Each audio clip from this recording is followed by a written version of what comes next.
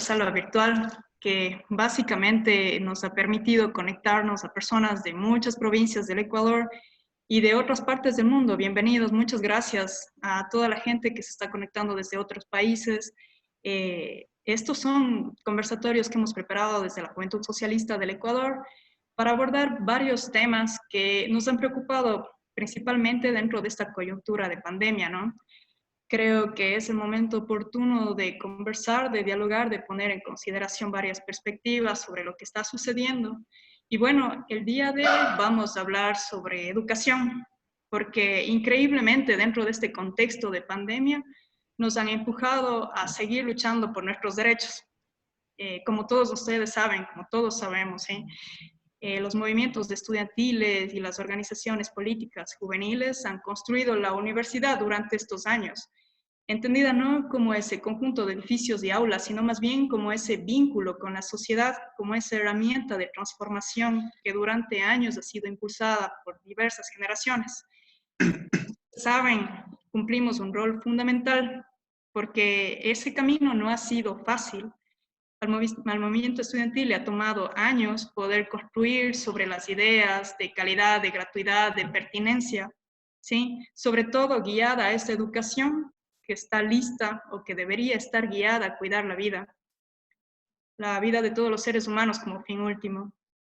Por esta razón, hoy invitamos a dos compañeros de la organización, a dos amigos de la organización, para hablar sobre este tema. Ellos poseen una experiencia vasta sobre educación en general, la educación de todos los niveles y sobre todo la dirigencia estudiantil en la universidad. Nos acompaña Giselle Mahmoud, que ella es una autoridad de su provincia, en la provincia de Santa Fe, es diputada, pero también es dirigente del MNR, del Movimiento Nacional Reformista, allá en Argentina, con quien tenemos el gusto de compartir hoy y le agradecemos muchísimo por haber aceptado esta invitación. Y también nos acompaña Diego Vintimilla. Él es un compañero de la organización con quien hemos compartido ya muchísimos años algunos espacios de debate igual para poder seguir avanzando dentro de todos los temas, especialmente el de educación. Entonces, él fue legislador acá en nuestro país, fue asambleísta en el periodo anterior y hoy es secretario político del Partido Comunista Ecuatoriano. Entonces, bueno, antes de empezar, les quería comunicar que ustedes tienen disponible dentro del botón de este Zoom, ¿no es cierto? Hay un icono que dice participantes. Ustedes pueden dar un clic ahí y se va a desplegar una pantalla. Una de las opciones que tienen ahí es levantar la mano. Si ustedes desean participar luego en el espacio de preguntas que haremos luego de las intervenciones de cada uno de nuestros expositores, les iremos dando conforme han ido levantando la mano el espacio para que puedan intervenir también. Sus sugerencias, sus comentarios, sus preguntas son bienvenidas. Y bueno, sin más, creo que podríamos empezar ya. Vamos a iniciar con Giselle. Ella nos va a ayudar un poco sobre la introducción de este tema y cómo lo estamos enfocando dentro de estos momentos. Gis. No le veo a Gis, creo que se desconectó un rato. Quizás si comenzamos con el Diego. Claro, por supuesto, sí.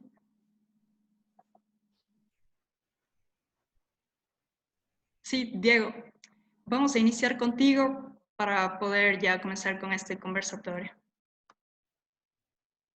Bien. Bueno, muchísimas gracias, compañeras, compañeros, a la Cris, al Yura, al Diego, en particular y a toda la militancia de la Juventud Socialista, un saludo grande. Como decía la Cris en su presentación, hemos compartido ya varios años de una lucha en la cual hemos tenido incluso desavenencias, desencuentros, pero que al final siempre nuestras organizaciones nos permiten encontrarnos, y pienso que en los momentos difíciles es cuando pensamos y retomamos de la acción conjunta, de la acción colectiva como único mecanismo para afrontar los desafíos de un tema en particular como es la educación, pero que siempre están pensados, ¿sí? Que la educación siempre está pensada en el gran contexto de una transformación real de la sociedad. Lamentablemente, este momento en el Ecuador estamos viviendo la otra cara de un proceso político, ¿sí? cuando una revolución o un proceso revolucionario no logra desarrollarse a tales dimensiones y capacidades y expectativas de la gente, pues lo que tenemos es una recesión neoliberal, y al menos cuando hablo dentro del sistema capitalista moderno de este último tiempo, pues, y lo que vimos es una restauración neoliberal en la cual la educación deliberadamente, sí, con voluntad plena de quienes toman las decisiones en el Estado, ha venido siendo atacada sistemáticamente. Pienso que no solamente es un tema de reducir presupuestos, ¿sí? Cuando uno piensa en la educación como el tema de los recursos necesarios para hacerse de las capacidades operativas para que funcione la educación, pues hablamos de uno de los temas fundamentales. Y eso es lo que hoy tiene a una gran cantidad de estudiantes universitarios, afortunadamente, ¿sí? Jugándose el pellejo tal vez de la tal que se pueda haber visto en estos últimos meses, ¿sí? Jugándose el pellejo en la calle, arriesgando incluso posibles contagios por el COVID-19, una idea, por una consigna que reclama la defensa de lo público. Entonces, yo sí quisiera plantear, ya en función del tema que se nos había pedido conversar, la educación liberadora, pienso yo que tiene posibilidad, por supuesto, que el uso de las plataformas digitales para la discusión es en sí un elemental de la educación cívica, por decirlo de alguna manera, de una educación ciudadana, de una educación también militante, como en este tipo de ejercicios, que van haciendo de la gente, van dándole espacios a las personas para discutir sobre temas que son fundamentales. Uno no puede pensar que las matemáticas o que la geografía están abstraídas de una realidad. Y cuando de la conciencia política como un elemento que aglutina, que conciencia, estamos hablando, por supuesto, de educación. Ahora, si nos vamos ya a la parte más formal del ejercicio educativo, lamentablemente vemos la otra cara, una educación absolutamente bancaria en términos de Paulo Freire, ¿no? Esta educación transaccional en la cual yo formo lo que necesito formar en función de los requerimientos del mercado. Vemos nosotros cómo el gobierno nacional sistemáticamente ha venido desmontando toda una serie de conquistas que empezaron en el 2008 con la constituyente y que hoy en día están absolutamente por los suelos. El caso más paradigmático de un proyecto emblemático del gobierno anterior, el tema de becas, sí, tuve la oportunidad incluso dentro de este gobierno en sus primeros meses de participar ahí y vimos ya cómo la orientación del gobierno era reducir al máximo la posibilidad de que jóvenes del Ecuador puedan salir a estudiar. Y eso es porque no está pensando en cuánta plata cuesta eso, sino es la visión estratégica del país respecto a un sistema mundo. El hecho de profesionalizar masivamente personas, en este caso jóvenes, en carreras nuevas que aporten a romper con esta dependencia intelectual, cognitiva, tecnológica, es perpetuar, ¿sí?, la dependencia de un sistema nacional dentro de un enclave internacional. Cuando vemos cómo hay una y un ensañamiento con universidades que estaban planteando nuevas formas de construir universidad, de construir pensamiento, de construir conocimiento, vemos cómo Yachay ha venido desmoronándose permanentemente, siendo una universidad que tenía unos logros importantísimos. Y los estudiantes de Yachay efectivamente estaban logrando titularse en tercer nivel con resultados muy similares a los que podrían darse en una maestría. Y eso refleja pues también una calidad y una orientación de ese servicio. Ya más cerca de donde yo vivo en este momento, la UNAE también ha tenido pues una destrucción, no solamente en términos de su financiamiento, sino de la ruptura de su sistema pedagógico. Pónganse a pensar ustedes, la UNAE vino liderando el proceso de profesionalización docente para un conjunto bastante grande, me parece que eran cerca de 30.000 profesores, zonas rurales del país, estudiando a distancia para poder ser realmente profesionales de la educación para esos lugares, ejemplo, la Amazonía ecuatoriana, que son de difícil acceso, que no son atractivos para un profesional de la ciudad para irse a trabajar. Y la UNAE venía efectivamente con un sistema de educación a distancia muy novedoso para sus estudiantes, es decir, para estos maestros, sin que les cueste el proceso de formación formación, generando procesos docentes que podían marcar la diferencia respecto a la educación que se estaba dando en esos lugares alejados del país. Entonces, yo sí pienso que hay una estrategia muy clara del gobierno en lo que es la educación.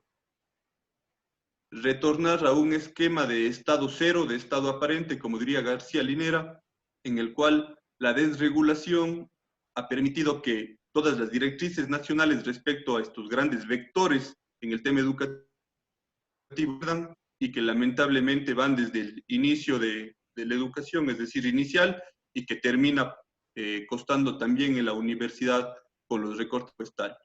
Si somos un poquito perspicaces, insisto, no es únicamente el tema presupuestario lo que nos debe preocupar, ¿sí? Es fundamental, sin duda, es estructural, es un pilar en el que sin recursos no se puede dar educación de calidad. Pero no solamente es ese el punto. Si ustedes se ponen a ver, por ejemplo, lo que está haciendo el Ministerio de Educación en este momento, la crisis le ha servido muchísimo para justificar una serie de medidas. El régimen cierra, por ejemplo, lo que se está haciendo para la graduación y para la promoción de años de estudiantes, es la entrega de un portafolio, sí, un portafolio que es un nombre rimbombante para lo que realmente se tiene que presentar. Cada estudiante tiene que mandar una clase con su nombre y eso inmediatamente le da 7 sobre 10 en su calificación del segundo quimestre del año lectivo. Entonces, está haciendo una promoción generalizada de estudiantes que en medio de la pandemia parecería justificarse, pero que sí tiene una orientación política más allá de la crisis sanitaria, y es reducir al máximo las capacidades para que estos chicos que se van a graduar en este momento y para que los estudiantes pues lleguen con unas brechas cada vez mayores. La educación también es un problema de clase y vamos viendo cómo el acceso a las plataformas digitales, a las aulas virtuales, a este tipo de interfaces de comunicación, generan una brecha enorme entre lo público y lo privado y que efectivamente pone a la educación como un elemento de estratificación social. Podemos observar además cómo hay también una perspectiva generacional en esto. Cuando uno se pone a pensar en un niño pequeño o una niña pequeña que tiene que recibir clases, supongamos que ¿quiénes están atendiendo fundamentalmente esas clases? ¿Quiénes están asistiendo fundamentalmente a ese proceso pedagógico? Son las mujeres, son las madres de familia. Y fortalecer, digamos, la carga del trabajo o de la economía de cuidado. Y eso es un elemento que sucede en todos los lados, y con mi compañera, con mis hijos, discuto todo lo que ella está haciéndose cargo de este proceso, por la forma en la que está organizado el trabajo, por la forma organizándose incluso la pandemia. El hecho de que el Ministerio de Educación, por ejemplo, emita permanentes disposiciones que son contradictorias unas respecto a las otras, también es un elemento que deja a los profesores, ¿sí?, sin mucho marco o margen de maniobra plantear adecuada educación. Me concentro un poquito en los profesores porque todo esto también tiene una orientación. Volver a la profesión docente, nuevamente esa mala palabra o esa profesión vergonzosa que tenías tú en el Ecuador en los años 90, ¿sí? Del profesor multitasking, del profesor que atendía, además de luego ir con otras actividades profesionales autónomas, por supuesto, ¿sí?, pero que le permiten ingresar a su familia. En el 90, sí, eso sucedía fundamentalmente profesores de primaria y de secundaria, de escuela y de colegio. Este momento tú tengo una precarización docente a tal vez que incluso los universitarios, que además de cumplir con una formación de tercer nivel, tienen ya sus maestrías y que no cuentan con el reconocimiento económico como para poder dedicarse exclusivamente a esa formación. En esa precarización, otro elemento que va minando la calidad, va minando la posibilidad de que la educación sea un elemento que fortalezca las capacidades de la ciudadanía del Ecuador, la población ecuatoriana, y que eso genere estos círculos virtuosos pues, de generación, de investigación, de docencia, de aplicación tecnológica. Cuando uno ve la realidad de las universidades, y lamentablemente vemos cómo la prensa ha tratado de establecer la reducción del presupuesto como un problema en defensa de pipones y de burócratas con sueldos millonarios, si refiriéndose a los rectores, sin tomar en cuenta que la mayor afectación se dio en la partida, si no estoy mal, número uno, que es la que refiere a sueldos y salarios de los profesores. Además de eso, el CES está planteando, y entiendo bien otras, en las que está planteándole a un profesor 40, 50, 60 alumnos por cada una de sus clases. Es imposible pensar que un docente pueda cumplir adecuadamente con su de retroalimentación en el hecho educativo si tiene 60 estudiantes que atender. Imagínense ustedes si hay dificultades con 20, con 30, lo que es la cifra y pedirle a un profesor que siga cumpliendo. Entonces, es volver, incluso en la virtualidad, a atestar las aulas de personas con el objetivo de mejorar la educación, de reducir al máximo la calidad. Es una devaluación educativa lo que estamos viviendo en este momento. Si nosotros vamos a comparar el próximo año los de educación de nuestro país con otros países, vamos a estar mucho más complicados que ahora. Y yo pienso que ahí está el punto fundamental en la discusión de lo que es una educación liberadora, porque ya cuando hablamos en términos de Paulo Freire de una educación liberadora, lo primero que tenemos que pensar es el componente político de esto.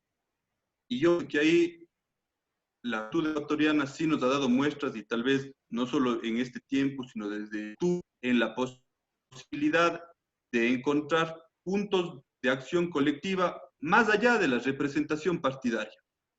Para quienes estamos en los partidos políticos, eso incluso puede ser un doble reto, porque nos desborda, que la representación deja de ser simplemente la denominación partidaria, e incluso vemos cómo mucha gente se está movilizando de forma, no digo espontánea, porque yo no creo en la espontaneidad, sino se está viendo desde muchas diferentes a las estructuras organizacionales, y eso es algo sumamente importante de entenderlo para después sí lograr establecer cuáles son esos normas de acción colectivas con los cuales podemos trabajar. Hace unos días estuve en una asamblea que convocó la FEUE, la FEPE y la FEUPE, y muchos compañeros sí, que estaban por fuera de la representación de la federación decían, bueno, también hay un trabajo por fuera, y decíamos, si eso es lo importante, o sea, ahí está lo importante, en lograr articular estas dos experiencias, una experiencia más organizativa, más de gremio, pero también estas voluntades, no digo individuales, sino más ciudadanas, menos vinculadas a la organización, pero que en la calle se están encontrando. Yo pienso que en ese elemento, pues, la politización de esas consignas son gran punto de inicio, construcción de la unidad política, de la unidad estratégica en la lucha contra el neoliberalismo. Uno a veces cuando tiende a pensar, bueno, ¿qué prácticas establezco en el aula? Y más bien la educación liberadora es una práctica en la cual comienzas tú en el aula y sales de ese lugar. Y ahí es donde expresas el gran contenido emancipador. Este momento, el Ministerio de Educación está convocando, y eso lo sé por la gestión en el colegio en el que trabajo, está convocando el ministerio a una asamblea estudiantil de jóvenes secundarios. Paradójicamente, el Estado está recurriendo a las estrategias de las organizaciones políticas para limitar la posibilidad de la expresión ciudadana, en este caso de los jóvenes que están en los colegios. ¿Cuál es la agenda que se pone ahí? Es la de despolitización, de consultar cualquier cosa, de tratar de reducir al máximo la insatisfacción de los jóvenes. Entonces, claro, yo pienso que este momento, más allá, porque eso sí es un problema muy grande, el tema psicológico, la crisis en las que pueden encontrarse las familias, no solamente en lo económico, sino en lo emocional por el confinamiento, pues el Ministerio de Educación está reduciendo al máximo la posibilidad de que los contenidos pedagógicos puedan ser entregados. Entonces tenemos que, ahí lo que se está haciendo es decir, bueno, si ya tenemos un problema político, reduzcamos el problema político de la educación. Dejemos a los pasar el año lo posible para que ellos no se quejen y así evitamos un problema. Pero teniendo en cuenta que esa reducción va a ser lo que sucedía en los años 90 con las paralizaciones docentes, ¿sí? Diferentes razones. Pero si nos damos cuenta, en los 90 los colegios se paralizaban 3, 4 meses y esa deuda académica, esa deuda pedagógica, ¿quién terminaba asumiéndola, quién terminaba costeando? Los estudiantes. Hace cuentas en los 90, más de un año, sí, más de un año lectivo perdimos de clases, ¿sí? Por las paralizaciones que existieron. Este momento vamos ya cerca de pasamos los 2 meses de confinamiento y no hay una respuesta pedagógica, no hay una respuesta política para decir, bueno, ¿cómo vamos a responder con la educación? Me parece lamentable y absolutamente reprochable el hecho de que digan, bueno, si no pueden por internet, vamos a hacerlo por televisión, vamos a hacerlo por radio, cuando lo que se está haciendo es estratificar totalmente a la población y decir los que tienen privilegios, pues bueno, sigan así y los demás vean cómo se la soluciona. Y es una crisis tan complicada la que está viviendo el sistema de educación que incluso las instituciones particulares, este momento se encuentran a borde de cerrar, porque como el gobierno se desentendió profundamente y dijo, bueno, arréglense con el tema de pensiones, y entendemos que hay una serie de padres y madres de familia que estarán desempleados, que no tienen cómo cubrir el valor de esas pensiones, entonces estás diciendo, ¿sabes qué?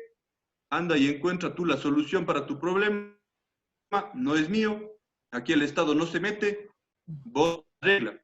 Pensemos en la crisis que se está generando dentro del proceso, dentro de la comunidad educativa, con los dueños o sea, con los operadores y servidores de alimentación, con los transportistas que brindaban ese servicio. El Estado no ha dicho nada. Vayan y vean ustedes cómo se arreglan y son miles de familias efectivamente que se encuentran en el desamparo porque nadie se hizo cargo. Los colegios dijeron, bueno, tampoco es nuestro problema y están ahí votados.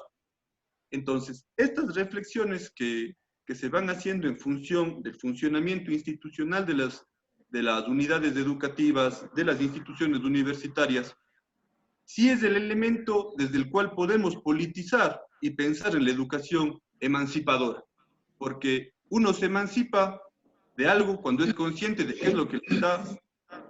Me dijiste algo, creo que estoy con el tiempo. Sí, ya para que puedas ir culminando. Gracias. Sí, Perdón. un minutito, como les decía, la educación emancipadora, la educación liberadora es posible únicamente conscientes de qué es lo que nos domina, de qué es lo que coarta nuestras libertades. Y por eso estos momentos es fundamental pensar en el rol político de todas las personas, sea como padre de familia de un chico en la escuela, sea como joven universitario, sea como docente, establecer 3, 4 líneas de acción que creo que ahí sí las organizaciones políticas tienen obligación de plantearlas en el debate para decir, bueno, ¿cuál es nuestro enemigo? ¿Frente a qué estamos luchando?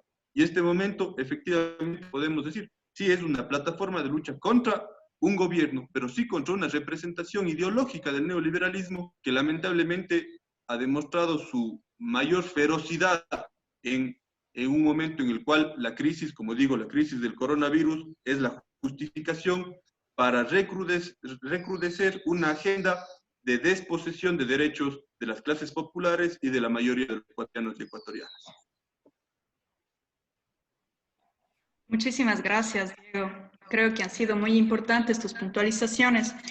Abordar el tema de educación desde una perspectiva estructural es súper necesario en estos momentos porque sabemos el trasfondo político que tienen todo este tipo de medidas que se han tomado y sobre todo las que no se han tomado.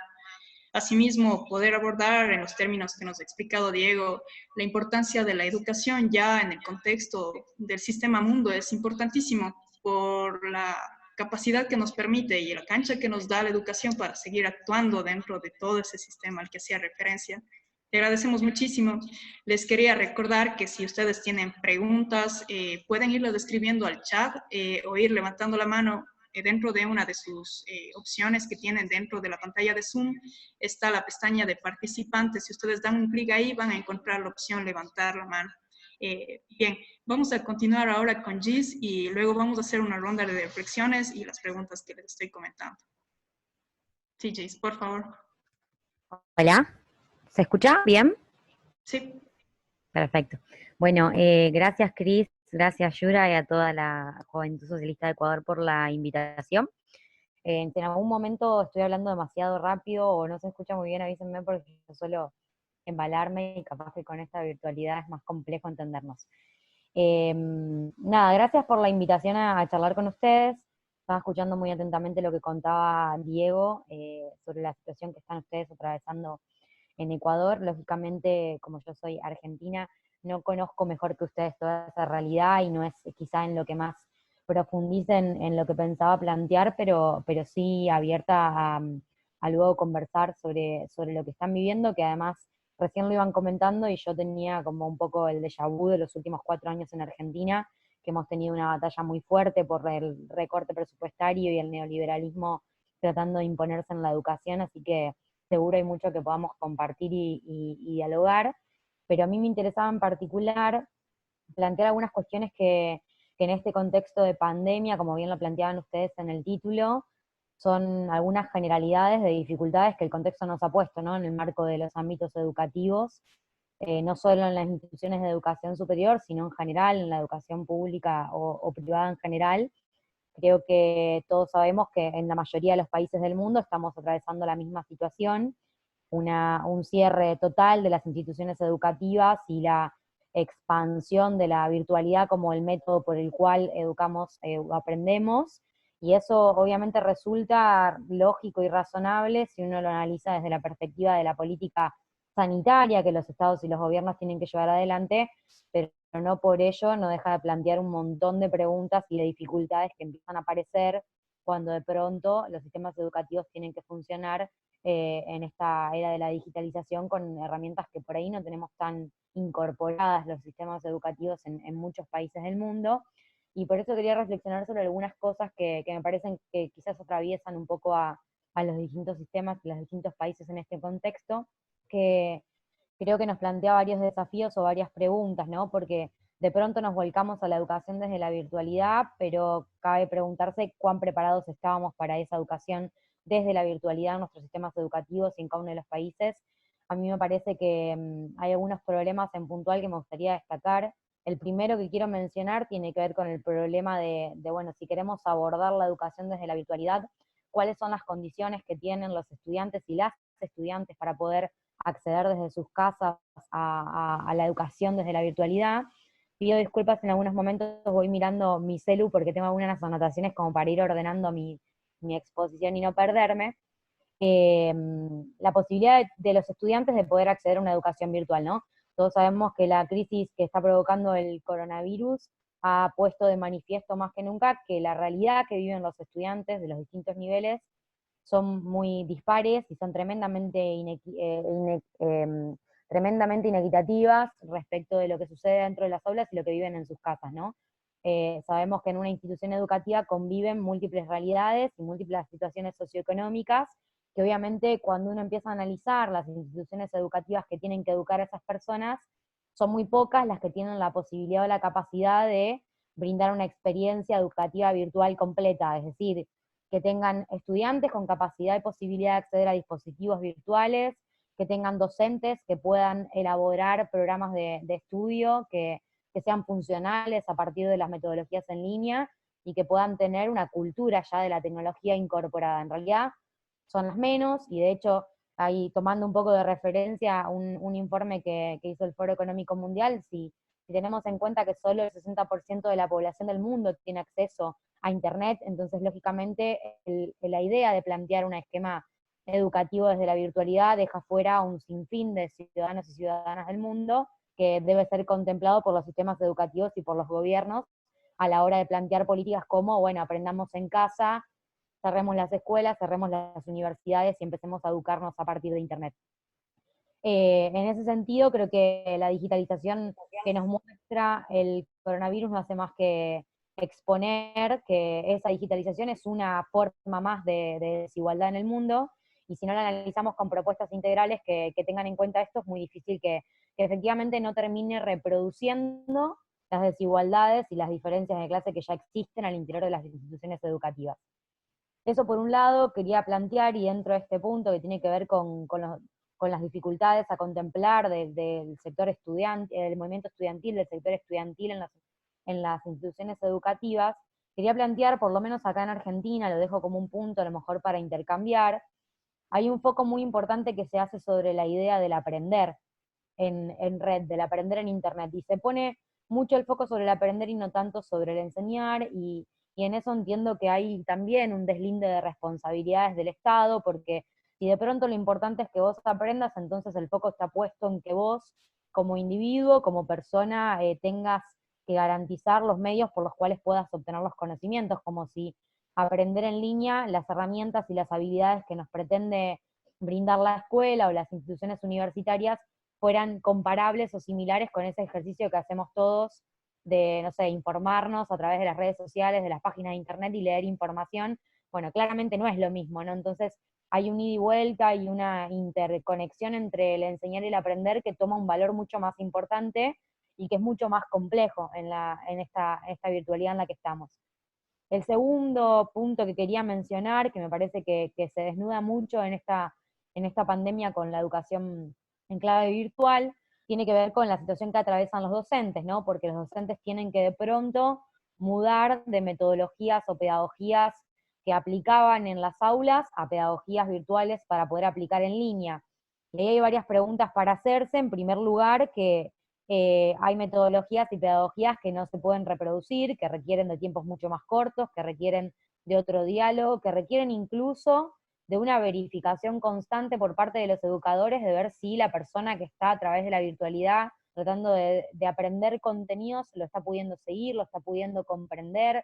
Empiezan a jugar roles que leí algunas experiencias, empiezan a aparecer cosas como comunidades en las redes sociales, como grupos de WhatsApp, como distintos mecanismos de interacción que los docentes sí o sí necesitan recurrir para poder verificar que efectivamente los contenidos van siendo aprendidos, y en los lugares donde eso no sucede queda muy librado a que el propio estudiante o la propia estudiante pueda comprender lo que se está planteando en términos de contenido educativo. Y acá hablando de los docentes, me parece que también queda desnuda otra situación, que en particular sucede mucho en los países de Latinoamérica, que tiene que ver con las condiciones de trabajo de quienes educan, ¿no? Porque en muchos de nuestros sistemas educativos, incluso en la educación superior, los trabajadores o los profesionales de la educación están tremendamente precarizados, tienen salarios muy por debajo de la línea de la pobreza, no son roles que con la función social que tienen los gobiernos suelan jerarquizar. Entonces, de pronto tenemos una dificultad que aparece nueva o un desafío para los docentes en readaptar pedagogías y didácticas a la modalidad de la virtualidad, pero en condiciones de trabajo tremendamente complejas, y además superponiéndose a eso, por ejemplo, la realidad de tener que estar en el encierro o el aislamiento, con las tareas de cuidado, con el cuidado de las familias, con las tareas del hogar, que obviamente supone para los trabajadores de la educación una complejidad sumamente grande, y un cambio de dinámica interna de los hogares que nos representa para todos, pero en este caso que estamos hablando de la educación a los docentes y a las docentes, también los atraviesa cotidianamente. Me parece que es una cosa también para pensar, y en esto de, bueno, de pronto tenemos que mudar de pedagogías que estaban preparadas para las aulas a pedagogías preparadas para el entorno de línea. Una de las preguntas que vale hacerse, me parece, es hasta dónde las carreras de profesorados o las carreras docentes que se dictan en nuestros institutos realmente están preparadas con sus planes de estudio para que los docentes puedan abordar un desafío como el que nos está planteando esta pandemia. El tercer problema que me parece que se desnuda tiene que ver con el dilema de las evaluaciones y las calificaciones o las certificaciones de contenidos y de aprendizajes. Porque por lo menos acá en Argentina, lo dejo esto para intercambiar también, nos ha pasado que los contenidos de los cursados quizás es más fácil encontrar la forma de dictarlo para que los y las estudiantes no perdamos nuestro año académico, para que podamos desenvolvernos en nuestras carreras, con lo que sabemos que nos implica económicamente sostener una carrera universitaria, pero la realidad es que muchas veces no vimos respuesta de cómo evaluar o cómo llevar adelante un proceso de certificación de contenidos en este contexto, que tiene varias complicaciones, pero que particularmente me parece que acá entran a jugar algunas cuestiones vinculadas a la concepción de cómo entendemos los procesos de enseñanza-aprendizaje y qué lugar tiene la evaluación y la certificación de contenidos en ese proceso, ¿no? Si es una parte fundamental que solo podemos abordar desde la presencialidad y que solo podemos abordar en un contexto normal, o si lo entendemos como parte de un proceso que se va construyendo y que va pudiendo analizarse por etapas. Por otro lado, lo último que quiero plantear es que mencionaba recién, que en el ámbito de la educación, más allá de la educación superior, en el ámbito de la educación secundaria y primaria, se nos plantea otro desafío en el ámbito educativo, ¿no? Para poder seguir brindando esta formación a las personas, que tiene que ver con la gestión del tiempo al interior de los hogares. Porque cuando hablamos de la educación primaria y la educación secundaria, es fundamental tener en cuenta que si no queda claro al interior de los hogares con niños o jóvenes que asisten a estos niveles educativos, cómo se va a distribuir el tiempo, de qué manera, en quién va a recaer, en ese entorno familiar, esa tarea, lo único que vamos a hacer también es seguir pretendiendo que nuestros niños o que nuestros jóvenes sigan aprendiendo en un contexto de virtualidad, pero sin detenernos a pensar que estamos reproduciendo lógicas de desigualdad y estereotipos de género que ya existen en nuestras sociedades, porque como bien decía Diego, sabemos muy bien que el sistema de cuidados está tremendamente en los hombros de las mujeres en la mayoría de los países de Latinoamérica. Esos son algunos de los puntos que me parecía importante plantear, que son desafíos que de alguna manera desnuda toda esta pandemia y la expansión de la virtualidad, y que creo que en síntesis no hacen más que reflejar un gran dilema que la educación en términos más globales tiene y que no ha podido dar respuesta hasta acá, que es cómo nos adaptamos a este fenómeno de la digitalización, ¿no? Y cómo lo hacemos desde una perspectiva de la igualdad, porque muchas veces esto de la modernización de los sistemas educativos, la virtualidad, las clases abiertas, las carreras a distancia, que muchas veces son pagas y privatizadas, suelen ser una manera que los gobiernos neoliberales tienen para socavar el valor de la educación pública, gratuita, con acceso a todos, pensando que simplemente con plantear que es necesario modernizarnos ya está garantizada la posibilidad de que las personas accedan a su derecho a la educación y lo tengan garantizado, cuando no es así, cuando el Estado debe estar pensando en propuestas integrales, no solo a la hora de hacerse cargo del financiamiento, porque si entendemos que el de la educación es un derecho humano fundamental, es indiscutible que el Estado tiene que financiarlo, es indiscutible que tiene que hacerse cargo de un presupuesto, es indiscutible que lo tiene que entender como una inversión y no como un gasto, y que por ende no puede ser la salida dejarlo librado a las condiciones que cada uno tiene o cada una tiene para poder afrontar esos procesos educativos. Eso como para tirar algunas puntas que desde mi lugar me parece que son problemas que atraviesan hoy a los sistemas educativos en el mundo en general. Después seguramente ustedes tendrán sus particularidades en Ecuador, con una situación muy compleja y con un modelo neoliberal que seguramente les plantea debates muy complicados, que requieren de mucha atención, porque lo que está en juego es básicamente el derecho de la ciudadanía a educarse. A nosotros nos ha pasado en Argentina en los últimos 4 años con un gobierno también neoliberal, que implicó una fuerte alianza entre movimientos estudiantiles y movimientos docentes y trabajadores del sector educativo para salir a la calle a pelear por presupuesto y por una educación pública gratuita y de calidad, que siempre ha sido algo de lo que nos hemos enorgullecido como país, pero que cada tanto tenemos un revés y una vuelta atrás. En particular en este momento, son estos algunos de los debates que quería dejar planteado que tenemos en Argentina, y si bien hemos tenido un recambio de gobierno y hoy no estamos en la situación que estábamos hace un tiempo, sí también tenemos algunas dificultades para que los estados afronten la responsabilidad de presupuesto educativo, dado que también la pandemia nos pone muchas urgencias, ¿no? Para atender sobre todo la crisis económica que genera el frenar la economía, el frenar la sociedad, frenar la producción, frenar el desarrollo normal de los países. Espero que haya sido de ayuda y que haya servido todo lo que acabo de plantear, y discúlpenme que no honde mucho en la situación que por ahí comentaba el compañero que me presionó la palabra. Obviamente, como no soy ecuatoriana, no tengo los elementos para hacerlo, así que por respeto los escucho a ustedes en eso. Muchas gracias.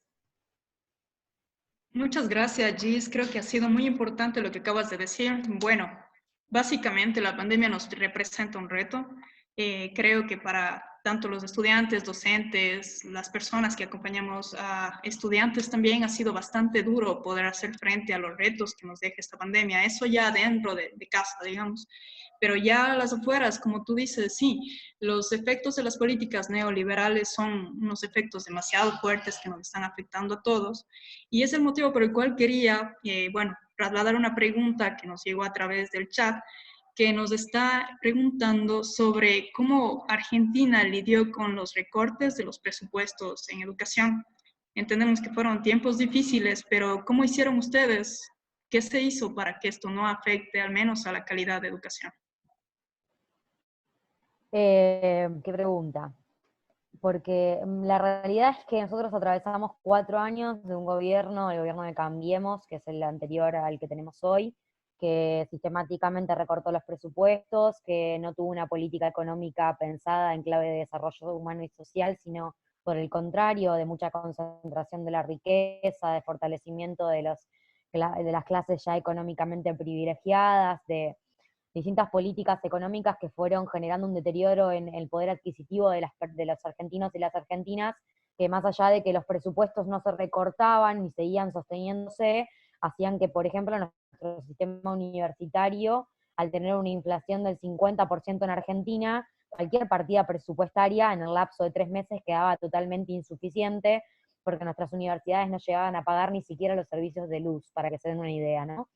No teníamos una situación de recortes masivos presupuestarios en lo que estaba planteado en el Congreso de la Nación, sí los teníamos por otro lado. Se recortaban políticas de becas, se recortaban políticas de ciencia y tecnología, hubo un avasallamiento muy fuerte al prestigio de las universidades públicas acá, realizado por el gobierno anterior, y la realidad es que durante los 4 años ese gobierno encontró una resistencia muy fuerte en la calle, y un nivel de organización que fue un ejemplo que hacía muchos años que no sucedía, muchísimos años que no pasaba en Argentina, el nivel de organización y de comunidad que hubo entre, como les decía recién, el movimiento estudiantil, el movimiento obrero-trabajador, el movimiento docente de la educación y los trabajadores del Estado en general, ¿no? Porque veníamos de un contexto de tal crisis económica y de medidas tan neoliberales en ese sentido, que la movilización era social en general, no era solo del sector educativo. Y encontramos en esa alianza una posibilidad de manifestarnos en la calle en un sinfín de oportunidades. Tuvimos marchas, movilizaciones masivas, tomas de universidades nacionales, tomas de colegios secundarios. Durante todo el año 2018 fueron innumerables las unidades académicas y las escuelas que estuvieron tomadas por el movimiento estudiantil, los docentes y los trabajadores en su conjunto, pero la realidad es que nosotros tuvimos una larga batalla con eso, y recién después de casi en el 2018 10 meses de trabajo y de que lleguemos a tener casi la mitad de las universidades nacionales tomadas, logramos que la negociación paritaria docente fuera un poco mejor, porque de eso estábamos hablando, ¿no? No lográbamos poder plantear otros puntos sobre la mesa porque estábamos teniendo docentes que vivían con un salario por debajo de la línea de la pobreza.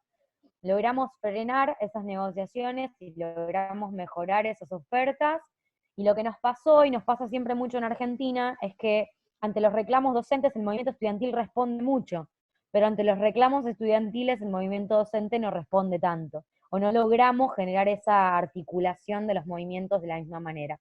Entonces muchas veces nuestras demandas quedan un poco en segundo plano.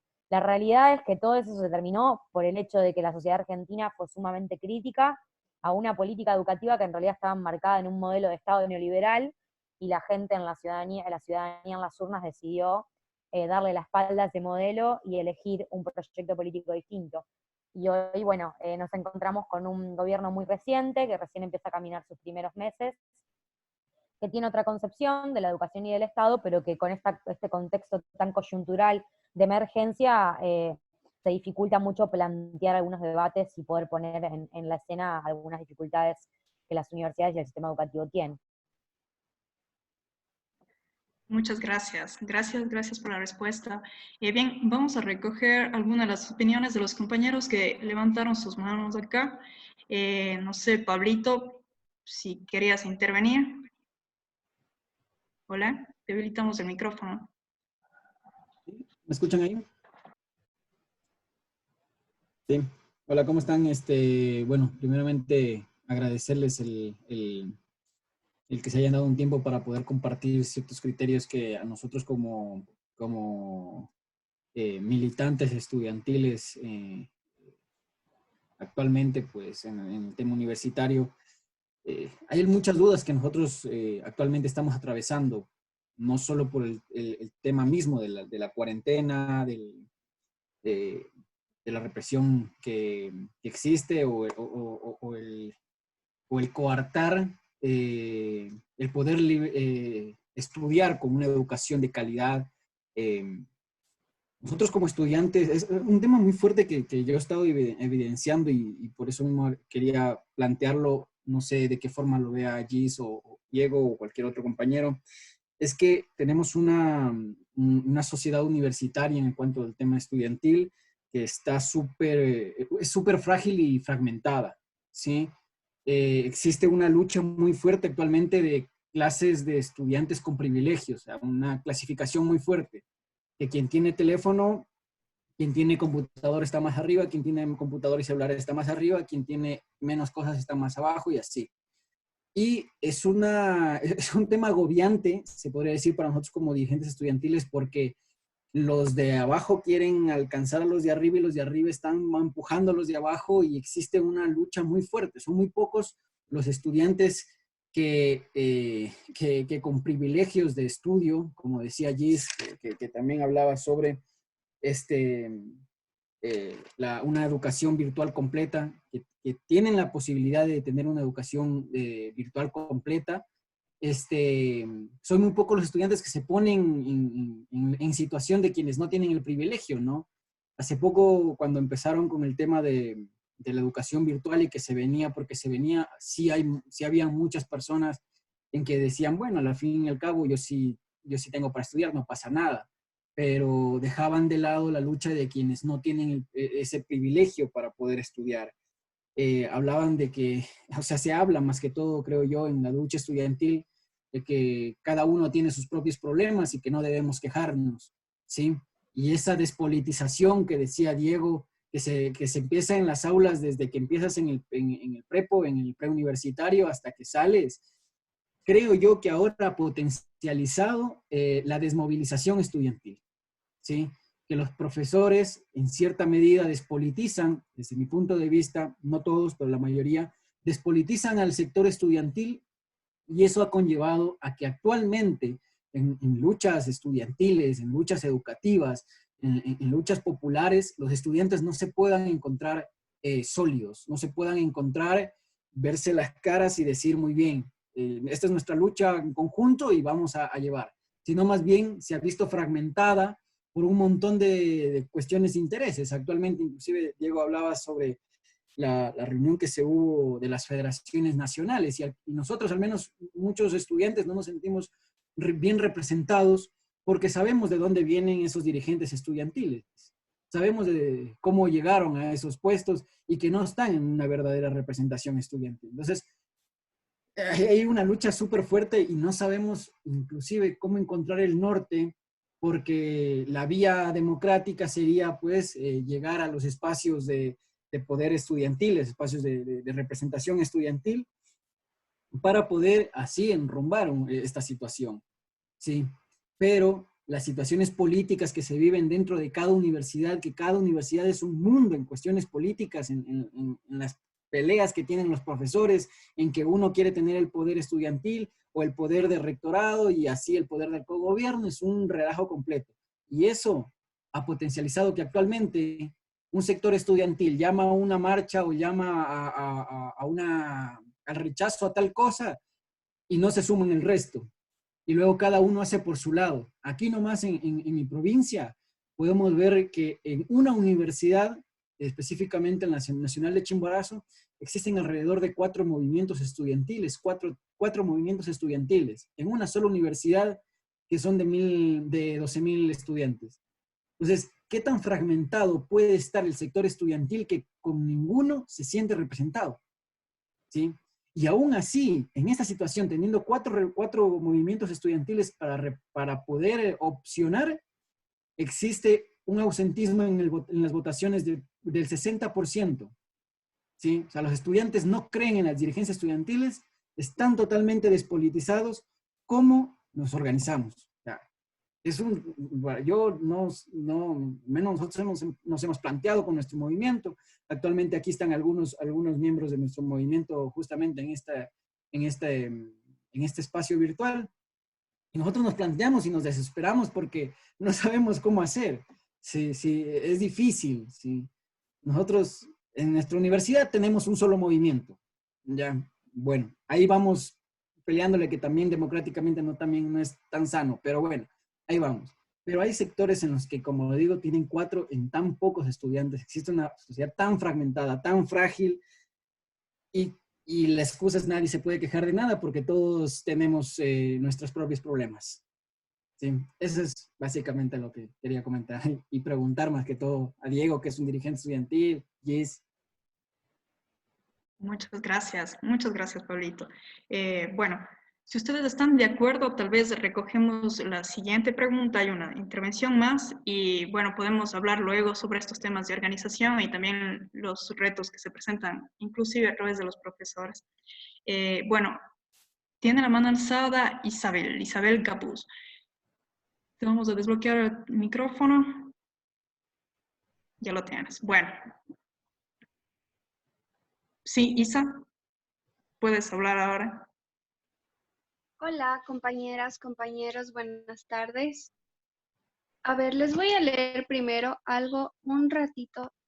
Verán, en la columna de el diario El Telégrafo en Ecuador, la semana anterior decía Felipe Rodríguez, me parece, pero decía, esta columna no la escribo para que usted le reclame educación al Estado. Ya es hora que deje de lloriquear por el paternalismo. Esta columna la escribo para que sea autodidacta, sin perder el tiempo en su afición al circo. Entonces, claro, cuando leí eso también puse la misma cara. Es que es verdad, pues, porque personalmente yo vengo de la provincia de Tungurahua y la mayoría de mi familia son de un cantón, se llama el Cantón Tizaleo, a 10 minutos de Ambato. Y obviamente veo la realidad de muchos niños del cantón, de mucha familia, obviamente, y no tienen acceso a internet, no tienen acceso a un montón de plataformas que el gobierno dice. Así también concuerdo con Diego cuando decía que la educación se puede tratar por tele, por radio y demás. Entonces también me parece una manera de denigrar a las personas, de verles la cara, o sea, de no darles el derecho universal que al cual todos debemos acceder. Entonces, eso era más como, no sé si mi pregunta directamente para Diego, pero sí como cuál sería como nosotros como jóvenes, cómo podemos replicar esta clase de contenidos como los que les leí al inicio. Eso, compas. Listo. Bueno, con la finalidad también de resolver una de las preguntas que nos dejaron acá a través del chat, de acuerdo a la intervención de Isa, pues sí, le podríamos conectar una pregunta para Diego sobre el tema de los contenidos que se están realizando, ¿no? Y cómo se está manejando la educación respecto a esta teleeducación a la que estamos sometidos ahora. Te voy a dar la palabra ahorita, Diego, para que puedas hablar al respecto y luego vamos con Gis para ver cuestiones de organización también.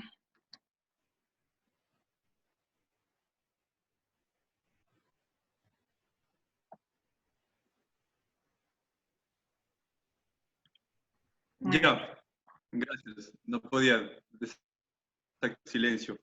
Me parece que en tiempos de pandemia se ha establecido una falsa disyuntiva en preocupar únicamente de los que no tienen acceso a Internet. Yo me pongo a pensar y digo, si es que en la casa todos tenemos nuestra cuchara y alguien hace perder, decimos que vea, el que no tiene cuchara no come. ¿Sí? Es una falsa disyuntiva el hecho de tener o no tener acceso porque parecería que las personas simplemente por tener acceso a una herramienta tienen habilitado todo el conjunto de condiciones para poder desarrollar el proceso educativo. Es perverso con los que no tienen porque sabemos que finalmente dirán, bueno, ¿y a qué podemos hacer con ellos? Pero como insisto, hay un fortalecimiento, una profundización de la brecha entre aquellos que pueden y aquellos que no pueden acceder. En medio de la crisis y en la forma en la que explotó, pues sin un Estado que tenga la capacidad de planificar y de tener planes de contingencia respecto a emergencias, pues es imposible pensar que ya dada la crisis se hubiese podido hacer algo. Pero si nos ponemos a pensar, la educación es un hecho social. La gente no se educa sola, no se educa abstraída de su realidad. Y es por eso que incluso las lógicas más actuales, ¿sí? Las que se ven uso desde esta onda New Age y de las mejores capacidades para los niños, piensan siempre en la comunidad. Entonces, si nosotros pensamos que una persona solamente aprende por tener contacto con su profesor, estamos reduciendo la educación a una mera transacción de contenidos. Yo pienso efectivamente que pudo haberse establecido otro mecanismo, sí, otro mecanismo para garantizar, como decía el Che, si no hay café para todos, que no haya café para nadie, ¿sí? Pero garantizar condiciones mínimas para que la gente pueda avanzar curricularmente de manera igual. ¿Qué va a pasar con estos jóvenes que van a tener una diferencia de 4 meses en la revisión de contenidos cuando tengan que enfrentarse a un examen nacional como el ser bachiller? ¿Qué va a pasar con ese examen? Se va a profundizar la brecha entre quienes quisieron acceder y quienes no.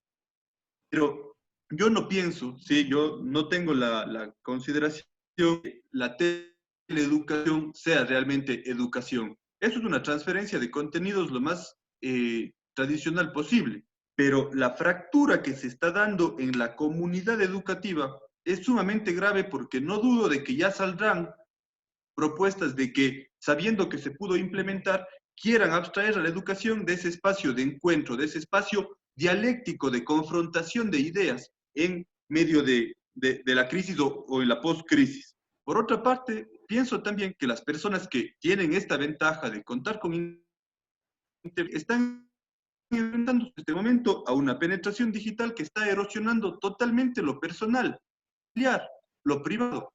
Si tú te pones a pensar, la ansiedad que te da todos los días de estar preguntando en el chat de padres cuál es la clave del Zoom, ya te conectaste, ya te mandaron las cosas, tienes el PDF, no puedo descargar, que el Google Drive, que la plataforma, que el Classroom. O sea, es una carga enorme para quienes están además trabajando en sus casas, todo esto. Entonces, hay una erosión del espacio privado que lamentablemente vuelve a transferir, sí, vuelve a transferir la carga de la situación sobre la clase trabajadora. Y pienso también que vivimos en una sociedad epidemiológica. A nuestro de participación estudiantil, sí, la sustitución de participación estudiantil, que además es un proyecto sumamente novedoso, que transgrede una serie de elementos de lo que se pensaba como educación, ahora se les mandó a hacer un video de prevención del coronavirus. Entonces, fortalecer la idea de que estamos en un régimen de miedo, en un régimen de autoaislamiento, y claro, el listo necesario en términos epidemiológicos no puede convertirse en la justificación del aislamiento social. Y sabían claramente que esta estrategia iba a servir para la creación del paquete neoliberal, como que se justifica, pero que tiene que ver mucho con el pago de la deuda y con toda la gestión anterior, iba a poner a los jóvenes que salieron a manifestarse como unos irresponsables que están en este momento propagando un virus. Pero lo que están propagando efectivamente es una idea, ¿sí? De la defensa de lo público, una defensa de estos elementos sin los cuales la vida no tiene posibilidad de llamarse vida digna.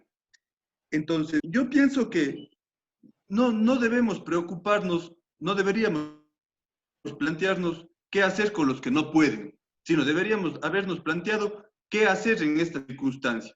El Estado, en un estado de emergencia, bien podría haber declarado a las telecomunicaciones un sector riesgo y habilitar mecanismos, si es que el problema fuera el Internet, mecanismos de conectividad en ciertos lugares, cual no solucionara por la cobertura que se tiene, pero lograría dar mayor equidad.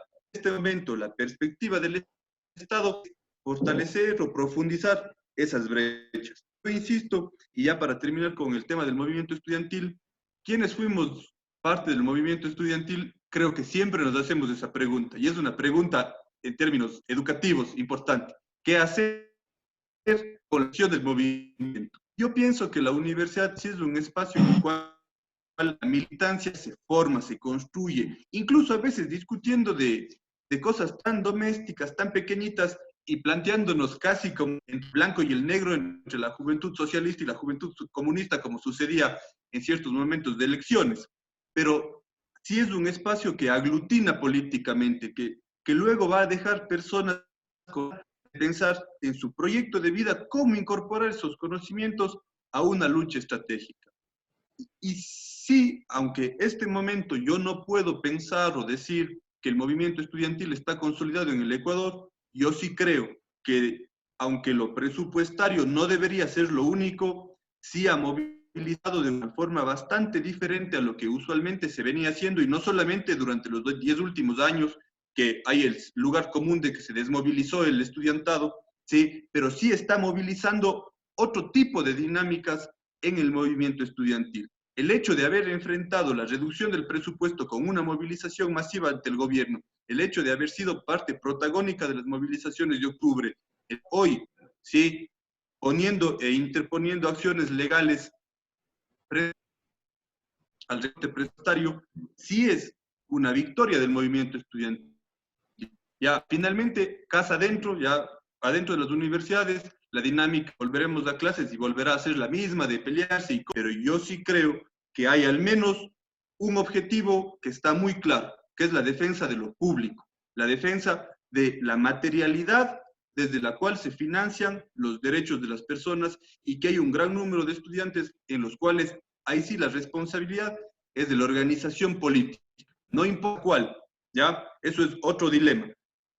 Pero la organización política tiene razón de ser en la medida de que esa politización que se da en medio de las circunstancias pueda convertirse ya en una politización en función de objetivos mucho más nacionales. Muchas gracias, gracias por las respuestas. Gis, si tienes alguna respuesta a lo que estaba planteando Pablito, por favor. Sí, no sé si respuesta en sí, pero sí puedo compartir algunas cosas que pasamos acá, que por lo menos yo me llevé de reflexión de todo el proceso de los últimos 4 años, que fue muy intenso del movimiento estudiantil. Siempre es complicado, o por lo menos esta es mi conclusión, es bastante complejo que la gente en general, incluso los estudiantes en particular, se interesen por algunas cuestiones que ven como muy alejadas. Ejemplo, recortes presupuestarios, deterioro de la ciencia y la tecnología. Bueno, no siempre los estudiantes en general que asisten a las instituciones educativas tienen la misma sensibilidad social, el mismo entendimiento o el mismo compromiso con algunas causas que podemos tener quienes nos involucramos en los movimientos estudiantiles. A mí la verdad que la diversidad de movimientos estudiantiles por universidad no es algo que me sorprenda ni que me asuste ni que me parezca malo por sí, en sí mismo, porque de hecho en Argentina eso es como natural. Tenemos en una sola universidad capaz que 12 organizaciones estudiantiles distintas, vinculadas algunas a partidos políticos, otras no. Es mucha la diversidad de movimientos que tenemos adentro, pero yo creo que el gran distintivo que nosotros pudimos lograr y conseguir, que hacía mucho que no teníamos, fue la unidad, en un contexto de crisis tremendamente dura, económica, en un contexto de tremendo avasallamiento de la economía, con recorte presupuestario y todo lo que ya dije.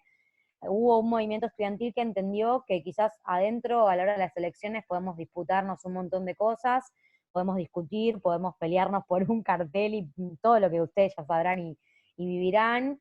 En los partidos políticos a la hora de ir a elecciones, muchos de nosotros seguro estaremos vinculados, también eso pasará, pero que a la hora de defender la educación pública como un bien fundamental, un bien social, humano fundamental, teníamos que estar todos juntos, y en eso se fueron empezando a construir progresivamente algunas mesas, que obviamente empezaron con menos gente, con menos movimientos, pero se fueron abriendo y se fueron ampliando, y dándonos una estrategia común que fundamentalmente tuvo una cosa muy positiva, que fue la construcción de programas políticos. Nosotros en Argentina nos encontramos en una situación grave y las organizaciones estudiantiles empezamos a hablar entre nosotras, a integrar mesas comunes, a trazarnos un programa de lucha respecto de las demandas que teníamos para con el gobierno en clave educativa, problemas que tenían que ver con el salario docente, problemas que tenían que ver con los científicos, problemas que nos atañían a nosotros como estudiantes, y armamos una agenda y un programa. Y con ese programa empezamos a debatir líneas de acción y actividades y acciones, y empezamos a dialogar con docentes, y empezamos a dialogar con gremios, o al revés, en algunos casos, ¿no? Los docentes mismos buscando a los estudiantes en esa clave, pero fue clave la construcción de programas, la construcción de espacios comunes de diálogo, la unidad en las acciones, y obviamente tuvimos la influencia de un movimiento que fue previo, que fue el movimiento de mujeres acá en Argentina, que en la discusión por el aborto fue demostrando una capacidad de acción y de influencia tremenda en las decisiones políticas ante la unidad de las mujeres y la visibilización en la calle de los reclamos, que nos sirvió mucho de ejemplo porque tomamos las mismas prácticas, las asambleas para discutir entre todos de manera horizontal, las reuniones de las asambleas salían propuestas, se votaban, esas propuestas después tenían comisiones de trabajo que las llevaban adelante, y las actividades que hacíamos fueron mutando, ¿no? A medida que fuimos logrando mayor consenso del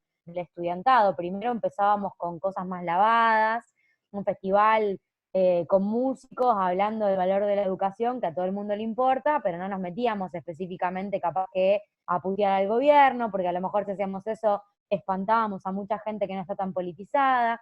Fuimos teniendo diversidades de estrategias, siempre que iban en clave de visibilizar y en unidad del movimiento estudiantil con un programa de trabajo. Es decir, el programa eran los puntos en los que había acuerdo, y esto sí lo tomamos mucho del movimiento feminista.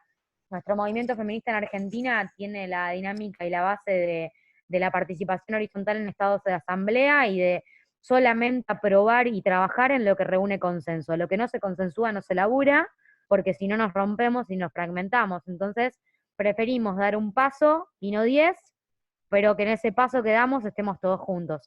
Eso lo tomamos mucho como réplica de organización, y lo pudimos implementar en el movimiento estudiantil, y la verdad que se lograron cosas muy, muy positivas.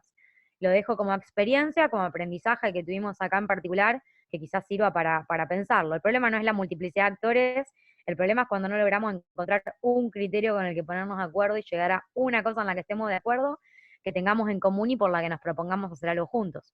Me parece que es un poco por ahí. Sí, evidentemente el momento es ahora. Gracias, Gis, por tu respuesta. Bien, ¿quién más me pidió la palabra por acá? Sí, no sé, a ver, está levantada la mano sí, de Diego José Velastegui. Si puedes seguir, por favor, te agradecemos. Hola, compas. Gracias, Diego Gis, por sus intervenciones que han sido de mucha riqueza para nosotros como militantes. Hemos abordado la temática desde su punto militante y activos dentro de la organización estudiantil y de las organizaciones políticas. Ahora me gustaría hacerles una interrogante desde el punto de vista de su actuar o de su experiencia dentro del actuar del sector público, dentro del Estado. En este caso, por ejemplo, como yo le comentaba a Diego, algunos de sus compas, yo estoy estudiando en una universidad pública aquí en Colombia. Lastimosamente en Colombia es el corazón neoliberal de nuestra Latinoamérica, si lo puedo llamar de esa manera. Y cada semestre, cada año, la universidad se ve golpeada por recortes desde el Estado, que son dirigidos guerra que no termina y que muy tristemente se ve acrecentada.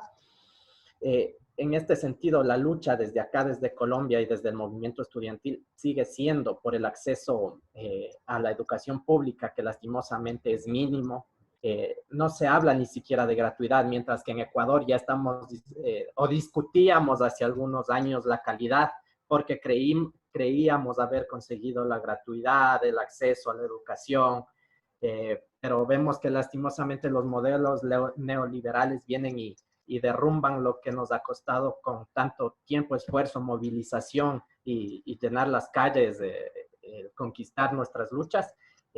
La pregunta va hacia allá, porque aquí el modelo neoliberal ha creado un modelo educativo en la cual la universidad privada, hablando del sistema de educación superior, es el principal ofertante de educación de tercer nivel. Y frente al COVID-19, hay una crisis dentro del negocio de la educación y están pidiendo salvamento hacia el Estado, cuando desde mi punto de vista, principalmente, el Estado debería fortalecer la educación pública y llegar a esa educación pública masiva y gratuita y de calidad, que es la que luchan los sectores estudiantiles desde hace varios años, pero lastimosamente parece que va a existir un salvamento del negocio de la educación. Entonces, ahí quiero ver cuál es su opinión del rol del Estado frente a la crisis que vivirá, no solo, o que está viviendo no solo la educación pública, sino en este caso el sector de la educación privada, que va a masificar, en este caso, la necesidad de acceso a la educación pública. Como un dato, el 70% de los estudiantes de educación privada aquí en Colombia ha solicitado su intención de posponer sus estudios en un año o un semestre por la falta de dinero para poder solventar sus gastos. Ok, listo. Gracias, Dieguito. Sí, bueno, me pidió la palabra Yura para poder intervenir en este momento.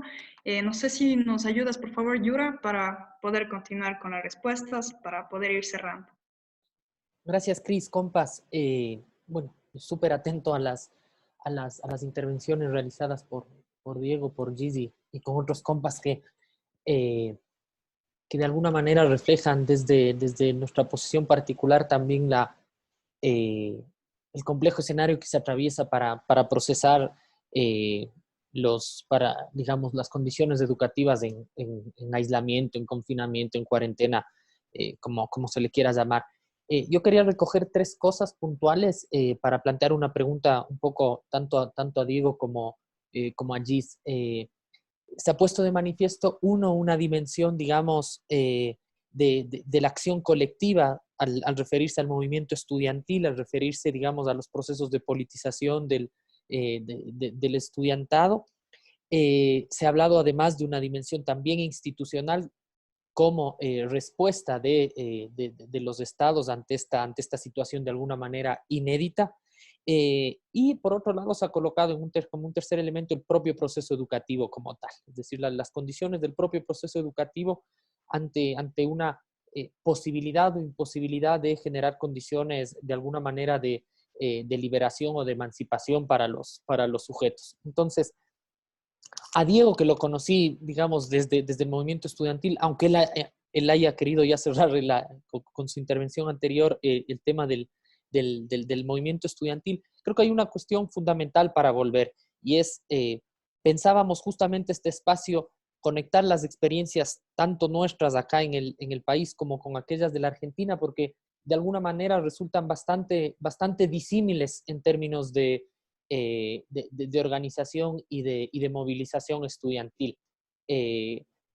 Digamos, para quienes tuvimos el chance, la oportunidad de estar en Argentina, obviamente hay condiciones súper diferentes en cuanto al proceso mismo de politización, de defensa, de movilización en la educación pública, obviamente conectados con la herencia reformista, con la herencia, digamos, vinculada al grito de Córdoba, la vigencia del grito de Córdoba, mientras que acá, claro, la eterna pregunta, cuando militábamos en el movimiento estudiantil, era cómo hacer para que se movilice el estudiantado, ¿no? Cómo conectar. Aquí la utopía que tuvimos hasta hace poco tiempo era cómo provocar que tanto los estudiantes de las universidades públicas, aquellas particulares, aquellas politécnicas, puedan, como decía Gis, conectar en al menos una idea que provoque convergencia, ¿no? Y aunque han habido varios intentos y aunque la trayectoria también del movimiento estudiantil se ha manifestado en varios ciclos específicos de nuestro país, digamos, la mirada sí está puesta en que de alguna manera resulta insuficiente. Si bien Diego reivindica los procesos de activación y movilización de estos días como una reivindicación, una demanda de vida digna precisamente desde los sujetos que están siendo vulnerados en esta coyuntura del proceso educativo por recortes, por condiciones obviamente injustas digamos, de acceder a esta teleeducación, de alguna manera queda latente un poco esto, ¿han sido suficientes o cómo provocar que estas condiciones a través de la crisis sanitaria del COVID sea una excusa o posibilite una posibilidad de rearticulación masiva del estudiantado? Eso por un lado. Allí obviamente nos ha dejado claro ya el tema del movimiento estudiantil en Argentina. Quisiera más bien abordarle por el tema más institucional y ahí con una pregunta un poco, ¿cómo ha reaccionado en términos concretos sea el gobierno federal que el gobierno de la provincia de Santa Fe ante esta situación que es inevitable y más bien es más evidente en los países latinoamericanos, que es la brecha digital como condicionante del proceso educativo, ¿sí?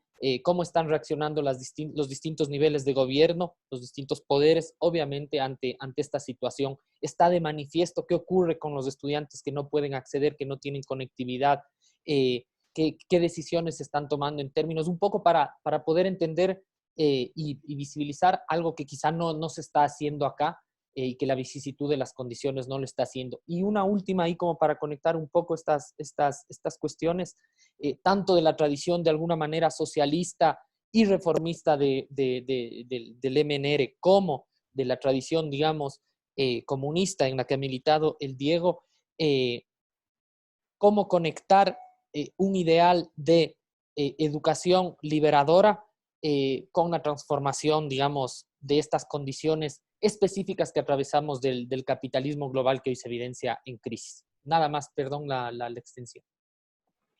Gracias, Yura. Bueno, nada más como un punto, sí, GIS ya tiene una actividad adicional y bueno, en los próximos minutos ya tendrá que dejarnos. Entonces, te agradeceríamos que intervengas también ahora y bueno, invitarles finalmente a los compañeros que tengan algún medio para expresarse y exponer su descontento ahora, es cuando pueden hacerlo también. Gracias, Cris. Bueno, tomando lo que planteó Yura, que yo le digo Yura porque acá somos argentinos y hablamos distinto. Bueno, institucionalmente acá a nivel nacional, lo primero que, hablo del ámbito universitario, lo primero que se empezó a plantear fue, bueno, que obviamente las universidades cerraran, que la educación pasara a ser virtual. En muchas universidades nacionales ya tenemos como una especie de sistema mixto, donde se complementan algunas cuestiones virtuales con algunas cuestiones presenciales, en muchas otras no, pero hay algunas incorporaciones. Tenemos entornos virtuales donde se suben materiales, tenemos bibliotecas digitales, tenemos una serie de cuestiones que se fueron desarrollando en estos últimos años a nivel universidades que permitieron en algunos casos que no sea total la adaptación que haya que hacer. Pero se cerraron las universidades, se paralizó el dictado de las clases y siguió continuando de modalidad virtual. Lo que quedó muy frenado fue el tema de las evaluaciones, que lo mencioné al principio en uno de mis puntos, porque todavía hoy no hay respuesta de cómo van a ir abordándose, no hay una respuesta única. Ustedes saben que nosotros, como bien lo dijo Yura, somos la cuna de la reforma universitaria y por ende la autonomía de las universidades para nosotros es como una cosa que no se toca.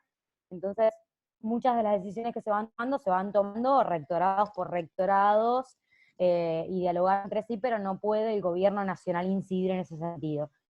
Sí, el gobierno nacional ha tenido algunas políticas en puntual que tiene que ver con el acceso a los datos para navegar, con la posibilidad de acceder desde todas las compañías que brindan servicio de internet en los dispositivos móviles de manera gratuita a los portales para que vos puedas acceder al contenido pedagógico desde tu celular.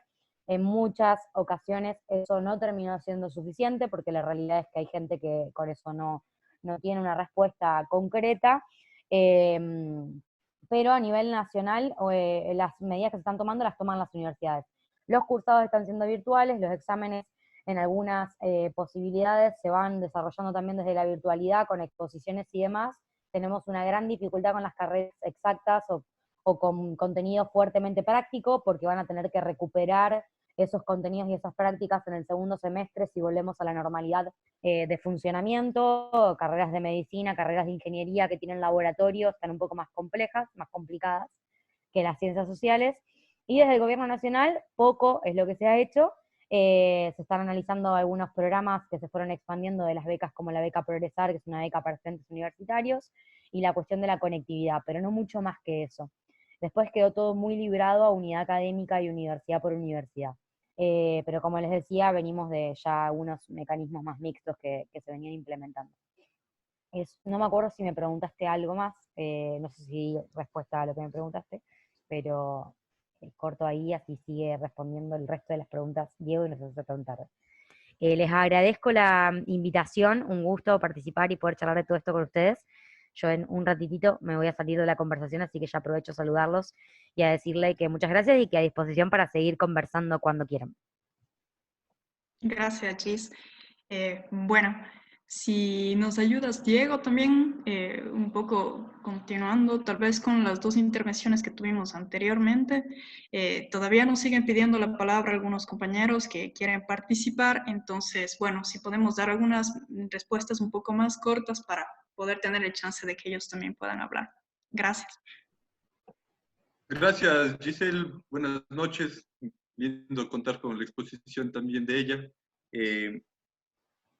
Una pregunta que está hecha. Bueno, el Partido Comunista ha propuesto algunos elementos, entre ellos la moratoria de la deuda como elemento fundamental, tal vez de 3 a 4 años, la prohibición de salida de divisas como elemento que permita sostener el régimen monetario, la reducción de utilidades a la banca, es decir, que pasen a ser de Estado para contar con los clientes, y una de las propuestas que más discusión hemos tenido, la necesidad de una renta básica universal, porque creo que el coronavirus, la crisis sanitaria, ha demostrado el carácter extremadamente individualista, el cual la gestión de la vida, sí, bajo el sistema neoliberal, tiende a establecer como la única forma. Entonces, vimos en los primeros días cómo cada familia se pensaba y se hacía recursos suficientes para solucionar su problema, y sin pensar que el problema del otro es también el mío, en términos absolutamente biológicos.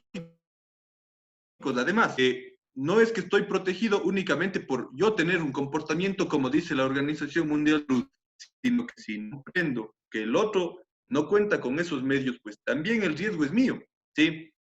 ¿Por qué hablar así de salirnos de este esquema en el cual es una postura individualista de solucionar la crisis? Pienso que ahí el Estado tendría sí que pensar, bueno, utópicamente lo pienso, con este Estado no hay mucha expectativa de nada, pero como propuesta sí hemos dicho, pensar en una renta básica universal, pensar en unas medidas, en unas políticas tributarias, ¿sí? Y también ya en la posibilidad de establecer crédito y financiamiento posterior. De ahí, bueno, creo que hay otros elementos que deberíamos pensarlos en clave regional, como la emisión trillonaria que permite el Fondo Monetario Internacional para contar con liquidez, y bueno, pues los sobregiros y algunas cosas que no solamente nuestra organización ha propuesto, pero que en lo económico y financiero algo podrían superar.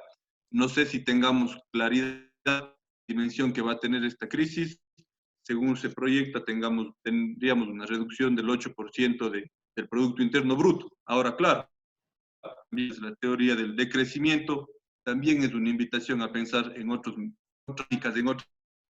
alternativas. Pero bueno, por ahí como la propuesta para no dejar sin responder esa pregunta. Pienso, como decía yo, que el movimiento estudiantil siempre se hace la pregunta de cómo lograr que en el Ecuador tengamos una mayor capacidad de movilización. Insisto, no pienso que el movimiento estudiantil esté consolidado. Pienso que aún así ha tenido grandes victorias en este tiempo, gracias a la posibilidad de tener, ahí como decía Giselle, aplicando esta técnica feminista, cuál es el objetivo a conseguir, y con ese van todos. Ya adentro nos peleamos, pero el rato de salir salimos todos, y creo que eso ha dado bastantes resultados, y tal vez deberíamos aprender también para el escenario político más externo. Yo igual con el Yura militamos durante el tiempo de la Ley de Educación Superior, con todas las broncas y todo, pero fue otro tipo de movilización, otro tipo de politización, otros ejercicios de la representación. Pero pienso que ahora lo importante es que el movimiento estudiantil haga, como decía, la creación en medio de estas circunstancias pues a mí no me gustan dar recetas porque, aunque fui dirigente, fui hace 10 años y la forma es absolutamente diferente, pero intentar y movilizar y politizar. Y la última idea de esto que preguntaba el Yura, cómo la educación se ancla al cambio, yo creo que con la idea más radical de que no debemos regresar a la normalidad. ¿Sí? Tal vez ahí es donde la educación liberada deba plantear o plantarse como punto de discusión de la política y de todo lo demás. Que volver a la normalidad, ¿sí? Es retornar a un sistema en el cual estábamos mal, un sistema en el cual la exclusión era grave y que ahora se profundiza. Entonces, no porque ahora estemos peor quiere decir que antes estuvimos bien. Construcción de una anormalidad, a romper con una serie de prácticas que en este momento han dejado a la gente sometida a una crisis ideológica que se expresa en una estratificación de clases enorme. Entonces, si algo debe hacer la educación, es eso. Más allá de los currículos, más allá de institucionales, ministeriales, ahí sí es una educación militante. Yo siento que a los profes sí nos falta mucho. He puesto la cara y lo he puesto bien. A los profes nos falta mucho más, jugarnos más. Los profes universitarios salen cuando les tocan el bolsillo. Así hay que decirlo en la mayoría de los casos. Y pienso que deberían plantearse un poquito más de agenda. Los profes de colegio, lamentablemente por el régimen de silenciamiento que ha habido, pues bien están complicados, pero ahí creo que hay una gran beta, digamos, desde la cual se podría explotar y aprovechar estos momentos para politizar desde esta situación. No volver a la normalidad y pensar que la salida es con salimos. Gracias, Dieguito. Bien, hay una solicitud de palabra de Lenin, si se encuentra ahí. Sí, compañeras, compañeros, buenas noches. Sí, por favor, siga nomás. Hola, saludos desde la provincia del Carchi. Un gusto felicitar la iniciativa de la Juventud Socialista. Yura, felicitarte por la gestión.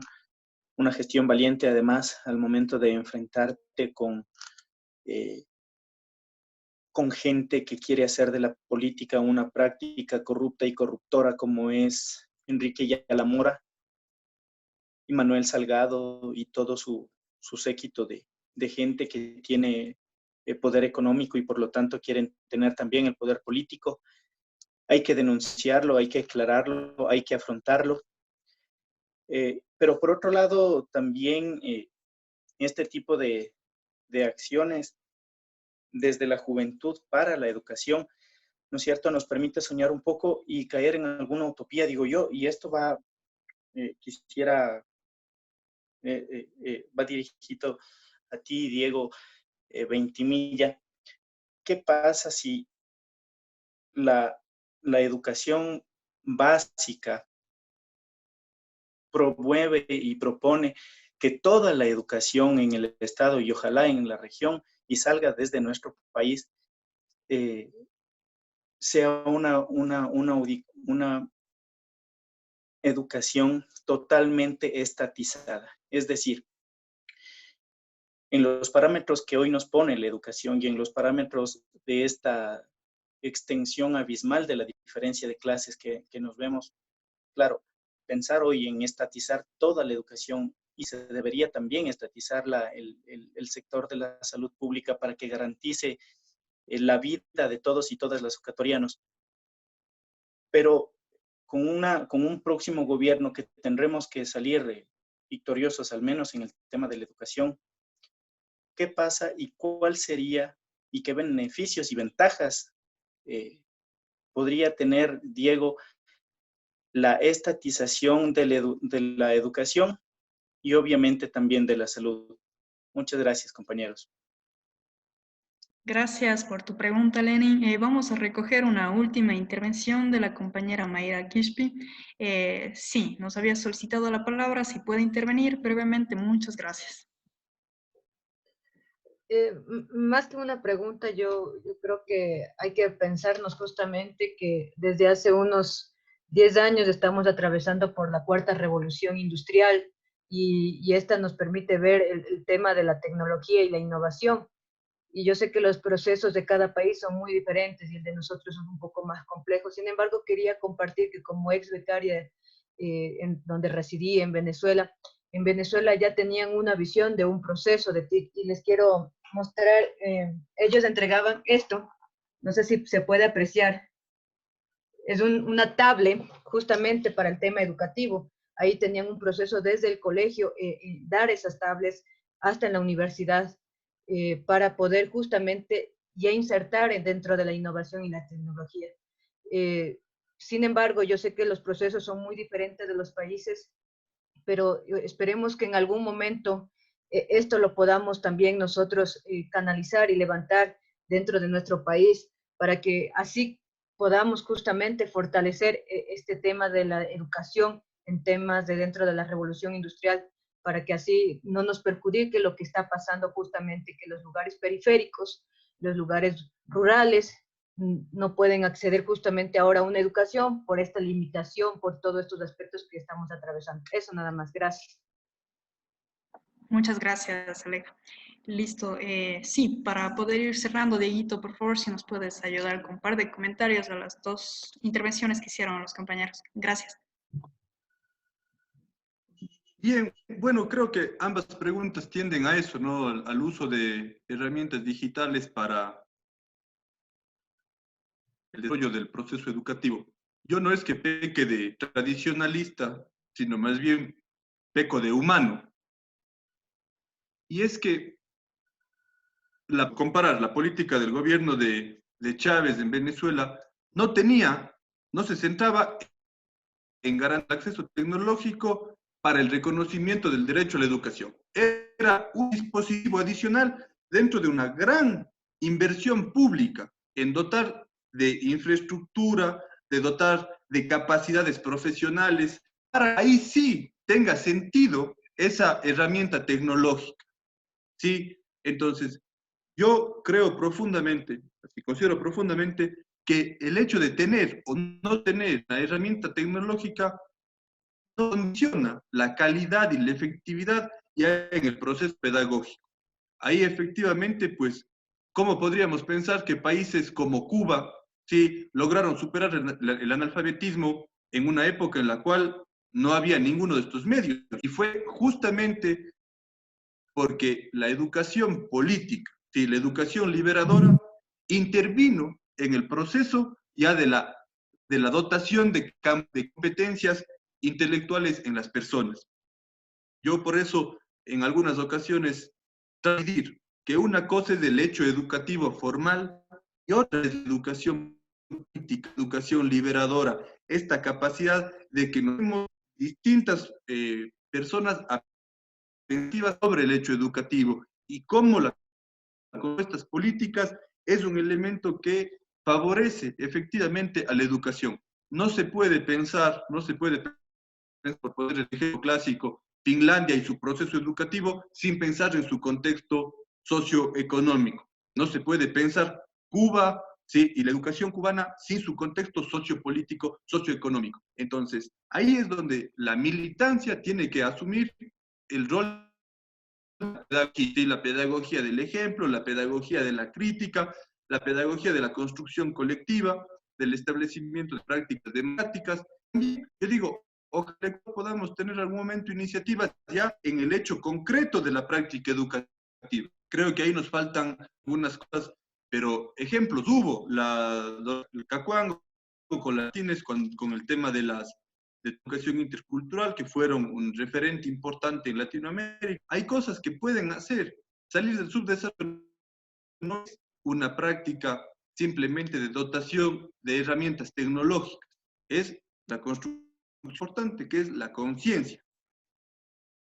Y creo que en los actores que intervienen en el hecho educativo todavía nos falta mucho, que desde la parte material, reflexionando, se va tomando conciencia de cuál es el problema. Ahora esperemos que eso pueda converger también en procesos, como decía al principio, mucho más unitarios, que nos permitan saber quién está en este momento condicionando el ejercicio de derechos de las personas. Listo. Muchísimas gracias. Gracias. Si hay algún mensaje final que quieran dejar, bueno, ¿No existe otro pedido de palabra? No. Les agradezco muchísimo a ustedes por participar en este espacio, a ti, Dieguito, por las importantes reflexiones que nos has dejado hoy respecto a las condiciones estructurales que están de alguna manera condicionando todo el tiempo la educación en nuestro país y las implicaciones tan fuertes que han tenido sobre las condiciones que estamos viviendo actualmente en la pandemia, que se han reflejado tan fuertemente dentro de todos los contextos sociales acá. Te agradecemos muchísimo. Finalmente, con algunos compañeros Gracias a ustedes. Sí, que hemos visto la posibilidad de también usar este espacio como un espacio de protesta, siempre es necesario. Bueno, un par de segundos nada más para que quienes tengan algún medio de protesta puedan hacerlo visible en este momento, para poder tomar una foto y de alguna manera publicarlo. ¿Está bien? Ya para ir cerrando el espacio. No sé quién más está por ahí. A ver, chicos. 2 segundos. Muy bien. Yo también me preparo.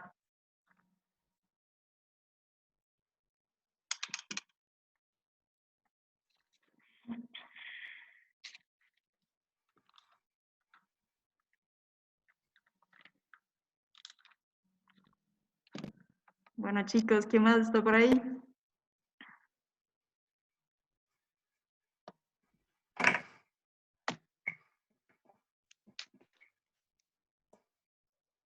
Si lo pueden pegar mejor a sus cámaras, está mejor. Sí, bien. Con todo el riesgo que nos han dicho que implica salir, sí. Estamos conscientes que la educación no es un privilegio, que los recortes a la educación en general están afectando a muchísimas familias, ya sea las personas que estudian, las personas que trabajan, los docentes y todos aquellos que se encuentran vinculados a la educación. Ha sido muy triste en realidad observar durante estas semanas todas estas situaciones que nos han llevado a protestar nuevamente por ese derecho. En realidad esperamos que algún momento podamos superar, ¿sí?, estos debates que ya debían haber estado consolidados hace muchísimo tiempo. Muchas gracias a todos ustedes por participar.